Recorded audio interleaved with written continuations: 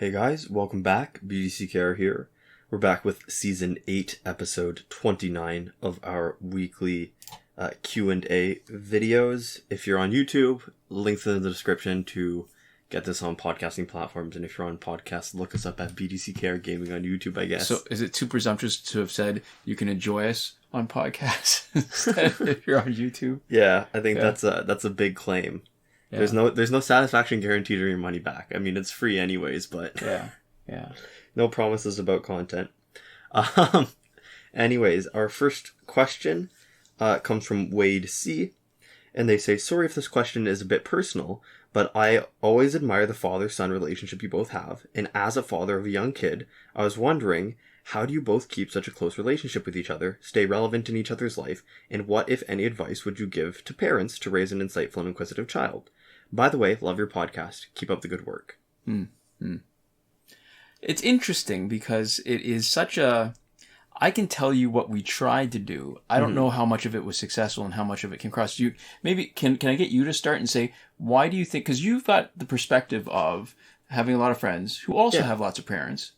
And I don't know that it's necessarily fair to characterize it as saying this is such a great relationship, because my perspective is this is the only one I've got. Yeah.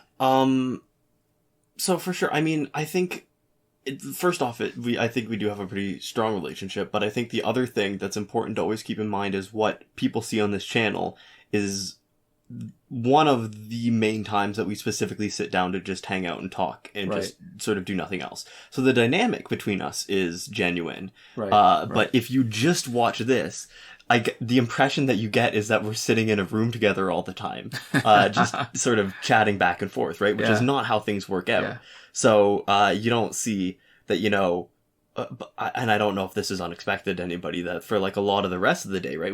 It's not that we don't have interactions, it's not that we stay away from each other, right? But it's that we spend most of the day doing our own stuff, right? And that this is sort of, other than like eating meals with each other, the main time that we just sit and sort of have a back and forth and have an interaction with each other. So yeah, okay. And that reminds me of something. I think I'm going to mess this up because it's not even my anecdote to have been a part of. But I remember hearing after you and Mom had gone out for a walk. Yeah. And you bumped into somebody who said, "Oh, look, it's Super Mom." Yeah, because she couldn't imagine somebody, a kid my age. But she thought I looked like 15, which was a little insulting. But she said in the nicest way possible. But she didn't think that a person my age, would, especially a guy my age, would be still like willing to go on a walk with my mother. Yeah. It was kind of funny because she said I look 15, and everybody who I've told that to said that is ridiculous. I don't know where she got that from, but she clearly got it from somewhere. Right. So, but anyways. So there's another quote that I think is apropos of this, where somebody said that just, always be not exactly mindful, but just be aware that what you see in social media, and I include YouTube among social media, is that what you're seeing are everybody else's highlights, and what you get to live is your own bloopers. Yeah. That's a good quote. Yeah. And I think it hits the point because, and you know what? I guess even in that, there's probably not a lot of father-son YouTube channels. Probably not as many. And I think I can give you... I don't mind talking about it, but I feel a little bit pretentious doing it, and what the heck, I'm going to do it anyways. I think there's certain things that are helpful. And it's probably not... In some ways, during the pandemic, it was both hard and difficult, because at this stage in your life... Hard and difficult? You mean hard and easy? Sorry. It was hard, it was difficult, not to mention challenging. Hard, yeah, I was thinking hard and not so difficult, and then hard, and then I just got all confused, and I couldn't remember which direction I was going with each part. But it's hard. It made it harder and easier at the same time, because the harder part is the pandemic meant that there were certain stages in your life that have been curtailed, right? We've had to make a big shift. At this point, if it weren't for the pandemic, you'd be at school, you wouldn't be at home, we'd still be trying to do what we did the first year of university, was do the podcast at a distance. Remotely, so that we'd be in completely separate locations, and we had to take advantage of technology to help us put this kind of thing together. And it was possible, but it was harder. Right. And so that made it a little bit easier that we actually can still do this, because it does take a big chunk of time. What made it hard... So that was the... Sorry, that was the easy part. I just already started... I'm getting all confused. It's been a long day. Yeah. But I think the hardest part when you have a relation... And this is from looking at other people's relationships with their kids, is that the transitions are hard. Because you have to have a different kind of relationship with people when you're at really completely different stages in your life, especially when, there's at one point where you were small enough to be vomiting on me, and I'd have to, take on a lot of sort of really fundamental basic responsibilities. Then there's a part where, your kid gets more talkative and more like an independent human being. And then there's the last transition where, there's a lot of little ones in between, but then there's the last one where we're talking about being an adult. Yeah. And I think all those transitions, every transition is hard because you have to renegotiate and re-navigate how you're going to be. And the more of those transitions you can avoid, and I'll explain what I mean by that in a minute, but the more of those transitions you can avoid, the easier it's going to be. So the example sometimes that I like to give when we're talking about stuff like this is that, when you have a baby, people are very tempted to talk to them in baby talk. Yeah. And that transition to not baby talk, it's not a big one, but it's actually in a lot of ways probably easier for your kid not to have to learn 2 languages, which is basically what you're doing. Like, it's not, learning extra language is not bad. It's actually, when you're young, your brain is plastic and it's able to pick up a lot of stuff. But what you're doing is you're actually giving them more work. And I don't even know what point I'm trying to make with this is. But and to be fair, that's not just talking to your baby like there's a coworker. Like, as far as linguistics goes, there is something to be said for like scaffolding your language and sort of being that like one level up where you're talking to them in functional units, but still sort of at that level where they're learning sort of incrementally. Yeah. But what you're just talking about is not talking gibberish and never saying like fake words, right? Not making up stuff, not teaching me stuff that I would just have to unlearn. Right. You're talking about just taking it down to a basic level where you're giving me real information. Right. The same way that like school brings you through stuff where you might learn that like, this explanation was incomplete and I'm going to expand on that now, but not like sort of corrupting my initial experience of language so that the first stuff I learned is like not real speaking. And I think a lot of ways when you talk about scaffolding and aiming sort of ahead, I think that was an important part of it too, because when you're younger, you can take sort of a totalitarian approach to it where you just make the rules and that's it. I think the other thing that we made an effort to, so that we'd have less to transition from, was even when you were really young, it didn't have to be complicated, but we'd explain to you the reasoning behind stuff. Yeah. And then say and because of that, this is how things go. Yeah. And that consistency with the rules, but also a transparency. So it's not just we knew what the rules were, but you didn't. It wasn't like that at all, right? Yeah. It was that we were all working on the same page, so that when we were making negotiations and adjustments, it never felt like somehow we were being inconsistent with stuff. Yeah. It's that the underlying principle always stayed the same, but the way to implement those changes changed over time as you grew older and you had more ability, and you also were able to take on more responsibility. That's interesting. I like this question, actually. I think it's a really good question, yeah. So I guess the other thing is that I took a lot of lessons from how I was raised by my parents, and not good ones necessarily. I remember there were a lot of things, and I think this is, this is funny, I can tie this back to injustice. When people ask what kind of defensive teams are good, the way the approach is, when you're on offense, you take a mindful approach, you look at the team and analyze why one team is particularly difficult or why it's hard. And I think I looked at the way I was raised, and I remember there were a lot of things that I really resented. And not all of it was just, I mean, some of it was just growing up and chafing under the yoke of parents who still had responsibility for me, but while I was feeling like I was a fully formed adult. Mm-hmm.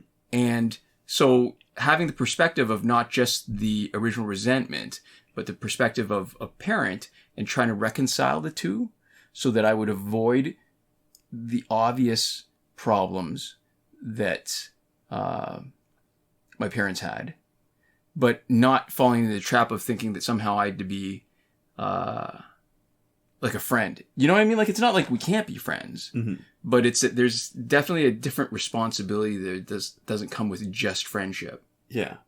That keeping a child safe and keeping their sort of development on a positive track is your main goal. Right. And that if you can it's the highest priority. Hang out afterwards, that's cool, but that's not like the best, like, ultimate outcome. Yeah. And I think probably the biggest one in terms of treating your kid like an adult is that it doesn't have to be that you know they get to make decisions and stuff mm-hmm. like a full adult. But I think there's certain things that you can do to be respectful that is helpful. Mm-hmm. So one of the things is, you know, if you're not perfect, which most of us aren't. Yeah. Acknowledging your mistakes goes a long way, I think, to ensuring a respectful relationship that you can finally make the transition to like a fully adult relationship. I mean, if you have a relationship with what's the word? An equal, but I'm getting stuck on all the words I think I should know. Yeah, peer. Oh, yeah, that's perfect. So if you're in a relationship and mm-hmm. it's peer to peer, if you feel like this is the way in that particular situation, if you were dealing with a peer, this is how you act, then you really need to be, I'm not saying you have to treat your kid like a peer all the time, but you have to have a very specific reason. I mm-hmm. think you have to have a good justification for not being willing to talk to them like a peer. Yeah. I think from a lot of stuff, what really is the value, and I can't speak specifically to parenting, but just in sort of dealing with relationships in general. And I think that is what we're getting to, which is it's a very specific type of relationship, but a lot of what works for good relationships in general is useful here, right? Yeah. Which is being able to take a step back, right? And sort of look at stuff, especially when things are challenging. Yeah. And to examine the situation and say, here's my natural response. Is there sort of something that still works with me and still fits with me that I can do that would maybe be better? Is my gut reaction one that is worth sticking with and that kind of stuff? Right. One thing that I saw that was interesting recently was a video. And, you know, this wasn't something that you guys did specifically, like exactly, but sort of along the same lines. Was I saw a video with a mom who was doing consent modeling with their kid, mm-hmm. Which was just whenever the kid, like, you know, whenever she was doing something, she was like, can I pick you up? Hey, do you need help with that? Do you want me to help? Right? And just like those little sort of check-in questions where it's like, you know, do you want to do this or do you want to do it yourself? And then for stuff like they had to do, it's like, do you want to brush your teeth now or do you want to do it in 5 minutes? And it was just sort of always that giving that kid enough agency to at least be able to say, yes, I want help. No, I don't want help. Like that kind of thing. That was one of the things early on too, right? Sometimes it can be real agency and sometimes it's the appearance of agency. Yeah. So, like that example you gave, so it's not, do you want to brush your teeth or not? It's, mm-hmm. do you want to brush it now or do you want to brush it later? Yeah. And there's a again, instead of, if you take the easy way and just do what you can get away with mm-hmm. as a parent when you can, what you've done is you set yourself up for more trouble later when it no longer works. Yeah. And that doesn't allow you, like, it's hard to go from totalitarian to democratic. Mm-hmm. Do you know what I mean? Like, it's, or, There's a reason why governments don't do that peacefully. Yeah. Yeah. And I think this is one of the things that you can't really plan for the same way, is that it makes such a huge difference to pick a partner that has different blind spots than you do. Mm. Because I have a lot of respect for people who can do it as a single parent, because I can't imagine having gotten through it the same way. And with as little, with as painlessly as we did, yeah. if it hadn't been for having your mom around. Mm-hmm. Like, it's just it Yeah. It goes back to that, what you're talking about, right? It is about relationships, but very few other relationships go through these kind of big changes naturally. Like you expect, like other relationships can. That they have to. Yeah. And a lot of times relationships fail specifically because of changes. Like when you go through different life stages and the original relationship, you know what it's like? I don't know why I'm thinking of it now. It's like exercise. So when you're young, this is why adults have so much trouble exercising. Because when you're young, the reason why people like exercising is because they're good at it. Yeah. They get some joy out of it. So they get positive feedback because somebody tells them that they're really good, or they really enjoy it because they are good and they have success at it. Yeah. And then as adults, exercising successfully doesn't always have to be this, but it's typically a shift from having fun, being good at it, to doing something for hygiene, for your self-maintenance. Yeah. And so that transition, most people can't make it. So that's why there's so many people who have trouble as adults maintaining a healthy lifestyle. Because all the people that were kids doing it, they no longer have the same motivation. Yeah. And as adults, a lot of times we never had the right models and we were never taught to do it properly, because as kids, phys ed is a mess. Right? All those like fitness tests and stuff and the games where you pick teams, it's awful. And the difference is that it changes, right? So people's relationship with exercise changes. I don't know why I'm making that connection. It's totally not the question, but it means, I mean, you can see so many examples of how the stage in your life makes such a huge difference about how you're able to have and maintain relationships. How we stay relevant in each other's lives. This is just a part of the question. Start a YouTube channel together. This is true. So I think one of the things that you've always done pretty well is you've sort of in part cultivated my interest in things that you were also interested in, like reading and the specific like types of books that you like to read and stuff like that, and just like, media, and then like, activities like word games and stuff. Right. And then the second half of that is that for when I got into things and I became interested in things that weren't from you, that you have engaged strongly and meaningfully with things that I was interested in. And I don't know how much of that for you was a conscious effort and something that you didn't care at all about, and then we're like, okay, I'm going to get into it, and how much of it was once you actually got into some stuff that you're like, okay, this actually is enjoyable. I think it's a combination of both. That's a good point, actually, when you talk about I sort of skimmed over that part of the question. Is that the raising insightful and inquisitive child is that it's not always going to work. And there's going to be lots of times that you might consider a failure, but if somebody's got an interest in something, you want to encourage that as much as possible. I think it's a real failure to force somebody to be interested in everything and be good at everything, because when you never know where you're going to find your thing. And you're going to have lots of experiences, maybe lots of dead ends, but you can't know until you've tried it. So you've got to give people, kids, you specifically, the opportunity to discover things. And going back to your original point, it was a lot of times there were things that I don't know that I would have been. I can think of Pokemon as a perfect example. I was thinking of Pokemon as the last big thing. Because I can't. I remember when you started playing Pokemon. And I did it because you were so interested in it. And then it ended up that with, I think was it Emerald Green?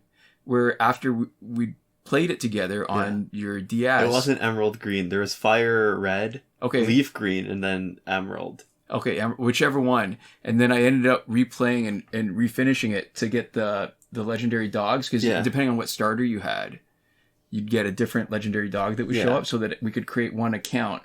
It must have been Fire Red and Leaf Green, because that was the only one where we had both games, so that we could have traded it into the other game in order to save all the you got into it, and you ended up actually much more knowledgeable about the game than I was, because I was a child, and you had done all this research. I still remember like when my cousin called our home phone because he had a question for you about Pokemon.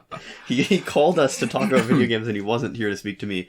And like for Emerald, you like looked up how to do like an item duplication glitch. And we duplicated a bunch of items, and then I could trade people Pokemon with like Master Balls, like, and that was pretty cool. I got ups for that. I got a little bit of that Pokemon street cred. Yeah, no, so like you engage with that in sort of a really big way, and that was definitely like one thing. And then when I started playing Injustice on that trip, and I was going to say together. that. Yeah, this is but you started Injustice. Yeah. So this was Pokemon and Injustice. Actually, Injustice was the most recent one. Yeah. Where I wasn't necessarily as engaged because we were on vacation. We didn't have Wi-Fi except in specific spots. And you downloaded Injustice. Was it before the trip or during? It was during. In the first place that we stopped on the trip, we had Wi-Fi. And then we were going to be bouncing places that we weren't going to have Wi-Fi. So I downloaded it in the last place that we had Wi-Fi. In the free hotel Wi-Fi. And it took like 3 hours or something to download 1 gig. Because... Hotel Wi-Fi. Free hotel Wi-Fi is terrible. Yeah. Yeah. And then, it started out and you were basically just playing on, quote, my account. Right. To get some credits for me or whatever. I used to grind Bonus Battle 1 over and over and over with bronze characters. With bronze characters. I remember that. Yeah, and I was like, you can play with silver characters or whatever. And you're like, no, but you are playing with silver characters. I don't want to waste the energy on the good ones. Yeah. Oh, that's memories. All right, so that was. I think that was a good way, and because you have to make the effort. I remember what my dad was like, and how he just didn't have the patience or the time. Yeah, and I think Pokemon's actually a perfect example too, where once you stop playing it, I stopped playing it. Yeah. And I was interested in it, and I was engaged in it because you were interested in it. You stopped playing it before I stopped playing it, but it was no longer as big a thing for me when I stopped playing it. It was less important. Yeah. I would just play the new games when they came out because I was used to it. Right. And that happened for a couple of years, and then I sort of fell off it slowly, but I wasn't Right. You stopped playing it at around the time that it stopped being so not central to me, but it stopped being as big a deal to me. Right. Yeah. And I mean, I'm sure there could have been other opportunities that you could have had to jump in and do something. I mean, you could have done probably the same thing for Minecraft if you really wanted. We did play a little bit with... A little bit on one of the servers. There's a mini game that you And sometimes played. It's time. You have a full-time job. There's a limit to what you can do. Yeah. And I think when we were doing Minecraft, had we already started Injustice or not? No, sorry. So that was right before. There was a medium-sized gap in between that. Yeah. The hardest part I have is always with the stuff where there's a level of expertise you need to have for the interface. Yeah. So Minecraft was tough because I'd have First person. I'd have to play a whole bunch in order to get familiar enough with it to even start engaging with it. That's why Injustice worked and Pokemon worked because the controls were so easy. And Minecraft needed a lot. There was a sort of a high investment early on. Yeah. There is a way to sort of learn slowly, but when I was young, I probably spent hours and hours and hours on the Minecraft wiki. Probably. No, just on the wiki. But probably. Yeah, probably. I'm saying I spent a ton of time playing it, but I spent a lot of time outside the game looking at how to do stuff, thinking about it, reading about it, watching it. Yeah. So it would have been hard to engage on that sort of same level with it, but I think the just earnestly engaging in stuff that they're interested in and doing stuff, because this is a good example, right? We would still have a similar relationship if we didn't have this channel. Right. But this channel is a good excuse to sit down and talk about a lot of stuff. Right. Right? And, we talk about politics, we talk about life, we talk about a lot of things, right? This is a pretty sort of comprehensive conversation to have. Yeah. And it would be harder. We wouldn't have these same kind of conversations without a space for it. Right? Right. And, I talk not exactly like this, but in a similar way with my mom, going on walks and stuff. Right. So, but having that space and making sure that space, there's a space for the type of interaction that you want, is probably pretty important, I would say too. Yeah. That was an interesting question. Yeah. I'm trying to think, is there anything else that I wish I could have known? No, I think that is a really good insight, actually, that the way you're able to sum it up like that and distill it to the point. Yeah. I think if you can find something in common even if it doesn't have to be something as all-consuming as Minecraft or Pokemon or whatever, that it helps you stay a little bit connected and always have something that you can talk about earnestly as peers. And that's good practice, I think. Yeah. For later when you're talking about other kinds of stuff. Because your kids will grow into things, right? They may not be responsible enough to drive yet or have their own apartment or have a job. They will eventually, though. Yeah. Well, most people will eventually. And it's good practice to negotiate that kind of a relationship where you both have... Like, when it came to Minecraft, right? I mean, clearly we weren't equals. But I think in Pokemon, that was a good way to practice this kind of give and take. Yeah.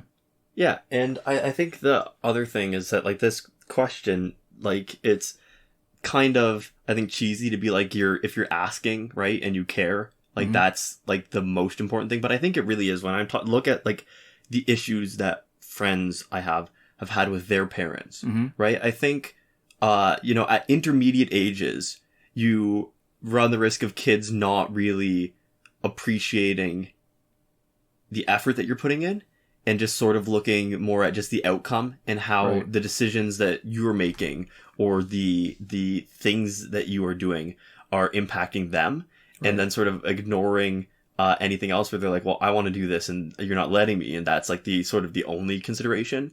But I think definitely for my age that even friends I have that are like queer with like homophobic parents, right, they make a lot of allowances for their parents, and there is always a really strong consideration of intent and effort and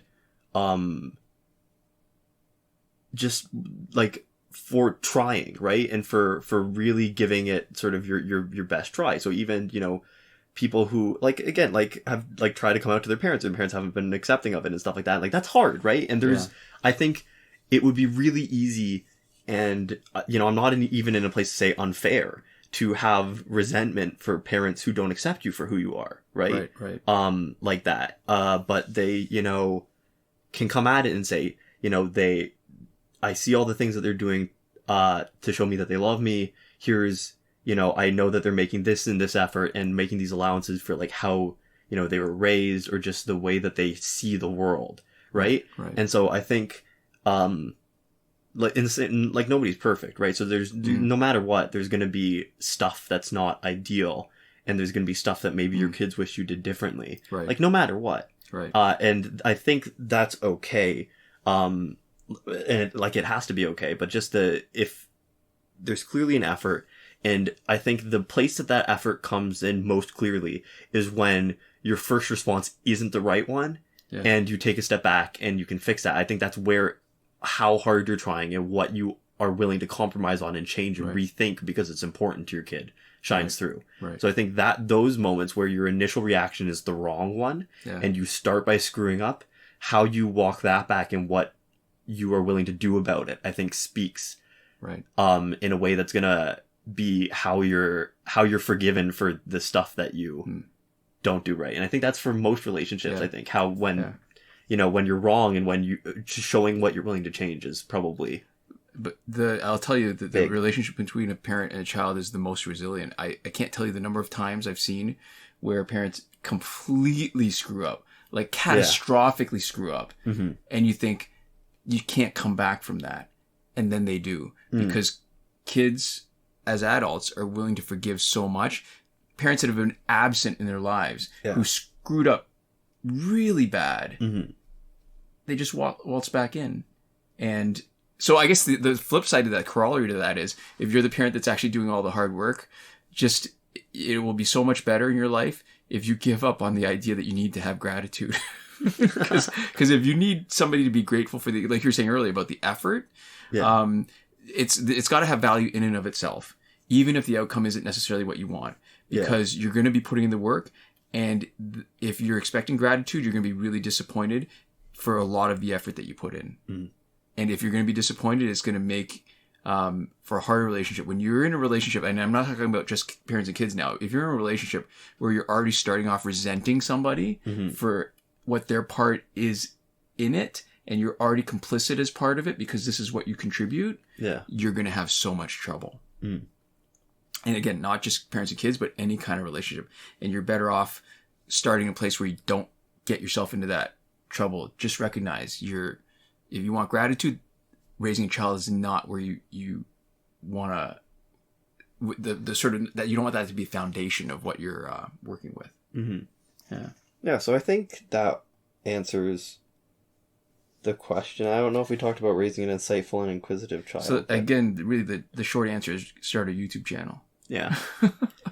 It does, but it has. It's actually our desire to maintain a regular upload schedule and do stuff has made a big difference, because I don't know that we'd necessarily be making the time the same way. I think it might be the same thing for an inquisitive child, which is do your best to get them interested in stuff.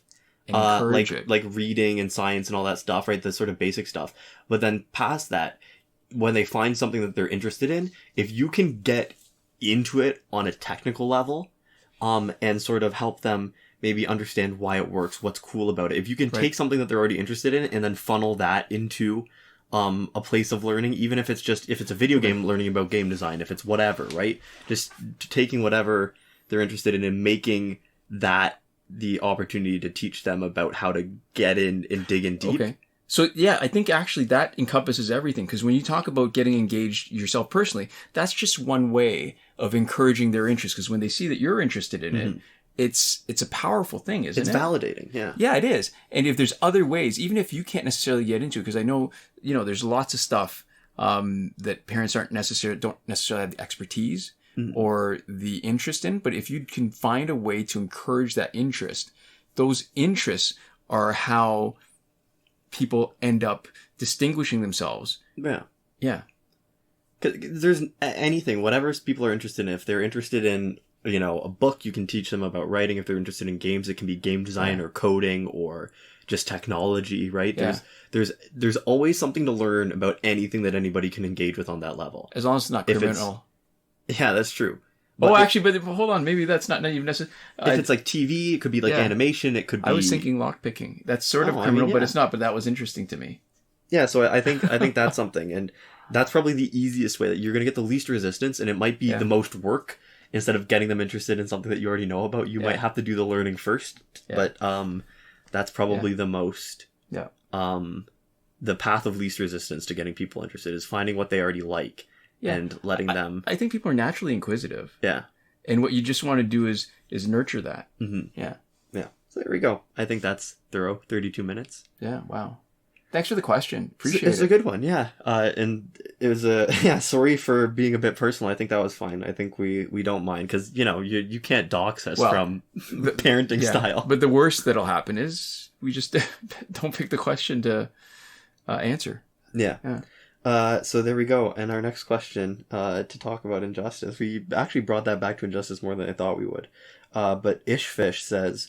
what do you think about having a gear that gives you a speed boost or one that could give you a higher chance of combo enders? Do you think either would be game breaking? Just a fun thought.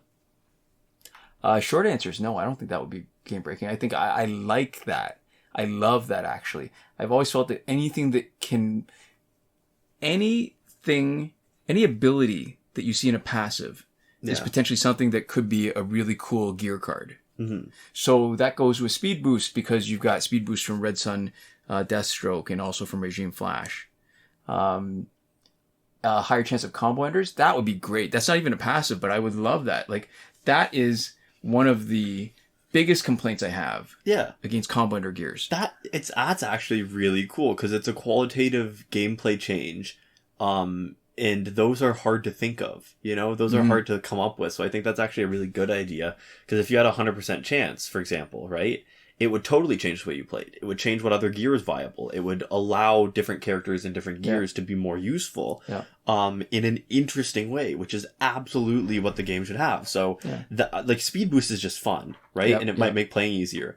But that second idea, I think, isn't just fun. I think that that's exactly what the best stuff, like the best gear abilities in Injustice is. So I think you've actually nailed something which would be kind of perfect for an ability on a new gear. So I'm afraid that it wouldn't be because the more I play with combo, like when there's Phantom Zone has combo enders as a thing, and now that we've switched to Flashpoint Batman as our health steal guy, I've gotten a better. It feels to me like the combo ender only happens when you're close enough, when you're within range, and you're tight enough to them when they start when you start your combo to make it work. So if your gear to ensure or increase your chance of combo enders, what would that look like? Because then it would either mean that you would ignore that sort of distance, or you would just mean, or it would just be that as long as you could reach, all of a sudden it'd be like an invisible arm or something, or like a weapon. If it would just slide you in. Yeah, it would slide you in.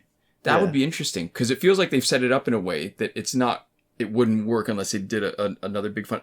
And not a criticism of the idea because I agree with you. It totally like that would be like it would be a great ability in a way that we just haven't seen before, but would be totally in line with how you enjoy the game. Yeah.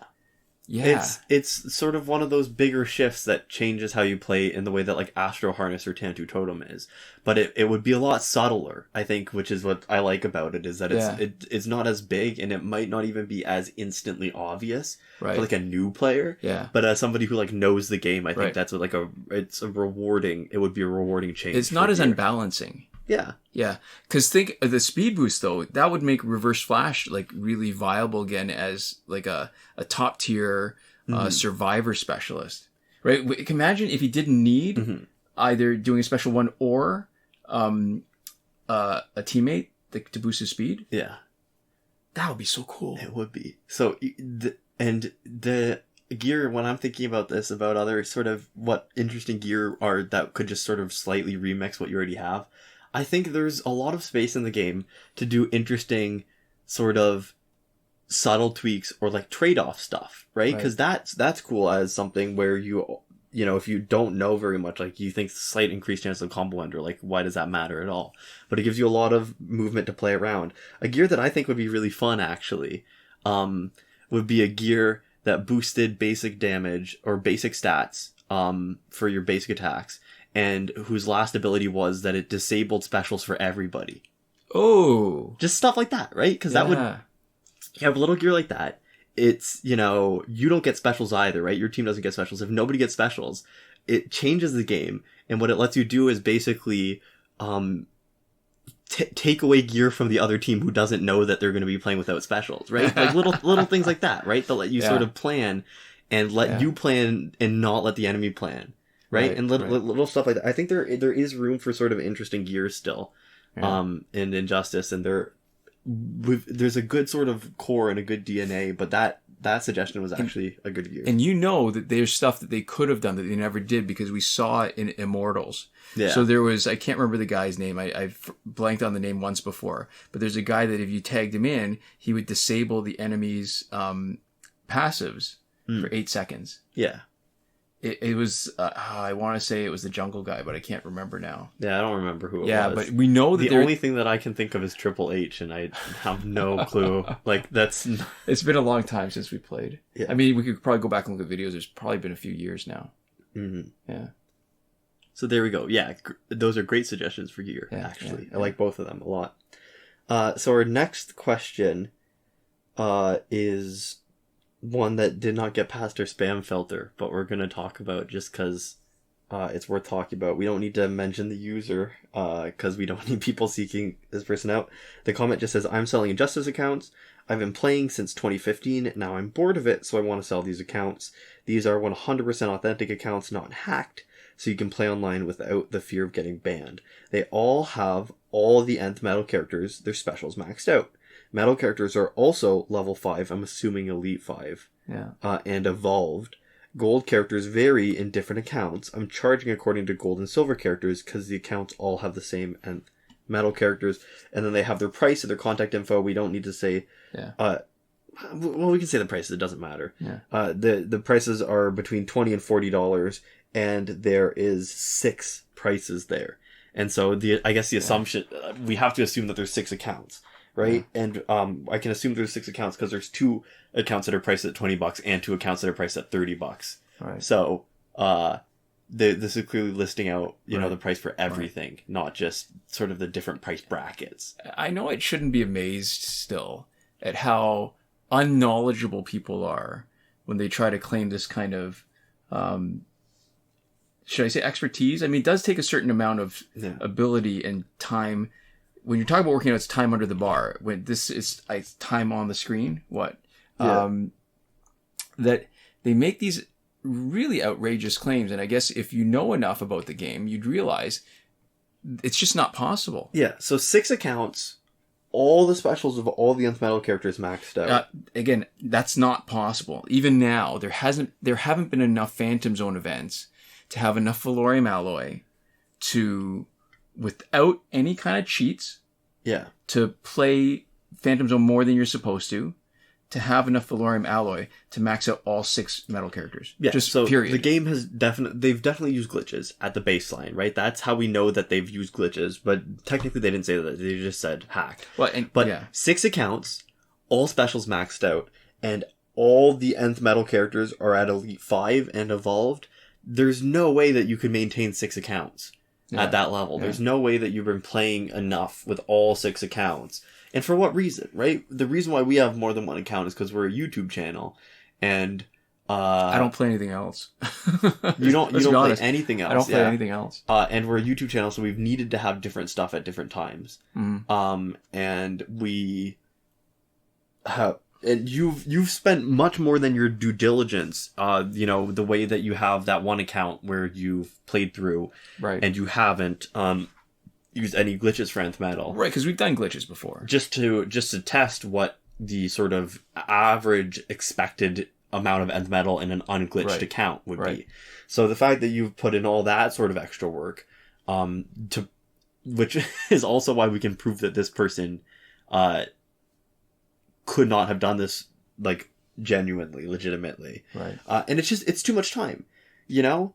Unless you've been treating this like a full-time job, there's no way that you have all this. There's no reason for somebody, without being ridiculously into the game, to have so many accounts. And for somebody to be that into it, there'd be no way for this person to be unknown and just popping up for the first time with a brand new account to try to sell stuff. Yeah. This person would have to, like, you can't, there's no way to be that into this game without engaging in the community at all. As an entirely solitary pursuit, it just doesn't make sense. And one account, maybe. Mm-hmm. Even the one account, it's not possible to have enough Valorium to have this. They might have glitched. They might have just glitched and played a lot. And even glitching. I mean, when you talk about not hacking, so let's say you do the glitches still take time. Mm-hmm. To create one account like this with the glitches, I think it's possible. But to have 5 accounts, I think it's much more likely that even if what they're considered 6 accounts, what they consider not hacking is not literally hacking, but using like script kiddies or using something to not spend money to get resources. Maybe. Like, I don't even know. That makes it possible, but just still really unlikely. I think they're just lying. Oh yeah, I agree. I think that's the most likely. Selling them between $20 and $40. The other thing that's ridiculous about that is that phone call. The other thing that's ridiculous about that is that if this was genuine, we're talking about like hundreds and hundreds of hours in every account. Yeah. And so to maintain 6 accounts and to sell 6 accounts, the 2 options are one, that they have at least 7 accounts and that they're keeping one for posterity for all the work that they put in. Yeah. And the other option is that they're just selling everything, and we're supposed to believe that this person has put in thousands of hours into the game, and is now selling it for like less than $200 for everything. And if this was actually genuine, if it was a real account, you'd value your stuff more than that. Anything with all the medals to that extent, and if you have all the medals, I would just keep it. If you have all the medals to that extent, you should probably have all the golds. So the fact that they're saying that the golds and the silvers vary on an account by account basis, I have to suspect that they are like they hacked in a bunch of packs and bought like a bunch of packs, because I think if you're hacking directly, you would just say that you have everything, and you would also probably just be able to duplicate the account in one way or another. And I'll tell you what else. I mean, I would never give away an account. If I'd set up an account for myself to be playing with, I would not be giving those accounts away. You can't change the password. Yeah. What you've given them is your email information with the password that you chose that puts you at risk of having something else. Yeah. What's the word? Compromised? Yeah, that's not there. It's not great. And so, this person is not genuine. I think we spent enough time talking about that. And the other thing, though, that's interesting is that if all the accounts are different, if they're not just like duplicated, if they are duplicated, then there's a good risk that they all sort of go down together. Yeah, that's true. And there actually is a super increased risk of banning. But the interesting thing is that even if somebody's hacking, from the way that they seem to be describing it, like even if you're hacking from a fresh account, to put all this stuff into an account takes time and effort and energy. And so I think this person, if you sold this as hacked accounts, but hacked accounts that you have done safely and that you've taken into online and tested and had like sitting for a season, right? That would be at least honest. Yeah, that would be honest. And the accounts, I think, are probably worth as much or more than they're selling them for. Like the amount of time that it took to go into it, if it as a genuine account, it's a ridiculous amount of money, like ridiculously small amount of money, to be selling so much of your blood, sweat, and tears. But even for a hacked account, I'd imagine that, it probably took you a couple hours anyways. Right? Yeah. And so unless they're duplicates. But from the way that they're described and that they're different and that they're being sold at different amounts, right? And all that, I have to, some of them might be duplicates, and if they're duplicates then they are basically worthless and they're also not secure at all. Yeah. But if we're assuming that they're not duplicates, then sell them for more money. Right? Like what you're saying is they're good deals. Yeah, I'm saying that this person is clearly lying, and I don't trust them because they're lying. Right. And so that sort of assurance that it's safe means nothing to me, and I wouldn't put it past them for it to be a duplicate. Right. But for somebody who's trying to sell people the perfect idea of an account, it's weird to have listed out 6 unique price points and to say that they all have different combinations of golds and silvers. Yeah. Because if they really were duplicates, they would just say that they were full up on golds and silvers, and it would be a better deal, and then they would have them all for the higher price. Right. So I have a hard time imagining the person who did this and set up like this and then is selling it for this price. But what I can say is that if it weren't so sketchy, if I did not trust it at all, it sounds like a pretty good deal. If I wasn't like more confident that it would get banned than not, right? Because I don't honestly believe that this person can make any assurance that the accounts are safe. But if it weren't for that, and the fact that I wouldn't buy an account from somebody anyways, I think that it's kind of a steal. Yeah. And the amount of time to email back and forth with people. I mean, it has to be somebody who doesn't have access to like even a minimum wage job. This has to be somebody who probably young, but not definitely young, but probably somebody who doesn't have access to like meaningful employment right now. Because I can't imagine another sort of type of person that this makes sense for. Yeah. This is what you call what is it? Guilt by when you use, it's all circumstantial evidence. I know. Yeah, but no, but it's pretty. I'm making pretty big, damning. I'm making big claims that I have no evidence to back up, but I've never have to interact with this person after this, so it doesn't really matter. Yeah. So anyways, that was our episode. Yeah. We'd like to give a shout out to Eliza the Cashman Caton. She'll give you money for your gold. Oh yeah. If anybody. If you're in the GTA, you'll know ads. Oliver Jeweler. Yeah. And this shout out was brought to you by Eliza, who's been on a bit of a hot streak writing these. These are all pretty good. I think. This is still her? This is still her. She wrote this one, and I think it's pretty funny. It is. And yeah, I have not been thinking of, I want to say very funny ones for a little while. I've just been sort of trying to pull from random messages that we'd had recently, and so there wasn't as many like just unrelated, sort of divorced from her at all puns, and so she's brought some of those back, and I think they've been pretty good. Nice. Yeah, and we'd also like to give a thank you to everybody who supports us on Patreon. So that's a big thank you to Consul Peasant and Edwoon at the top tier last word, Mohammed Albshaiti at the Your Message Here tier, Shawn, Farrell, Daniel Simonson, Aaron Maule, Michael DeVries, Brandon C., Irvin Ruiz, and Eddydoo, who support us on the credited level, and Chris Wolf, Scarlet Danny, Awesome Gamer 241, Pavu RS, Gavin Malott, and Isfar E at the gratitude level. There we go. Thanks so much for your support, and thanks so much to all of you for watching. We'll see you next time. Komoda.